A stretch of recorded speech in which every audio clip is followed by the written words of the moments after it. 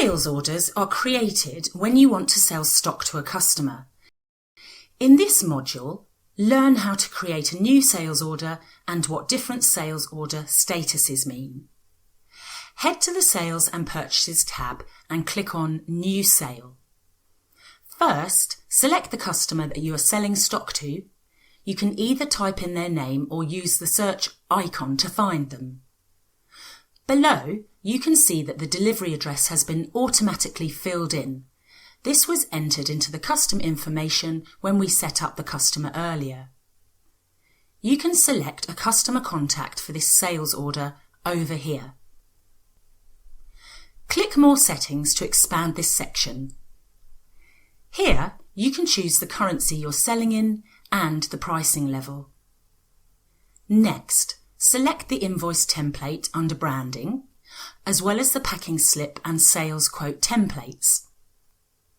To add a material item to this order, type in the item code or item name, or click the search icon. You can narrow down your search by filtering by material category or typing in part of the item's code or name. Once you've selected the desired material item, enter the quantity needed.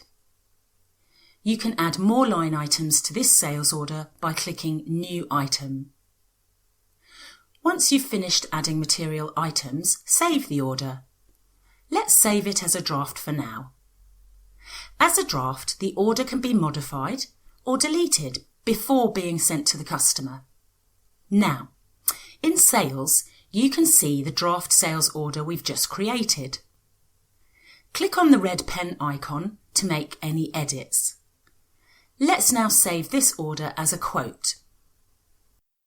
You can see that this icon has now appeared. You can download a copy of the sales quote or directly email it to the customer. Once the customer accepts the quote, we can change the sales order status. You can either save as order or save and invoice.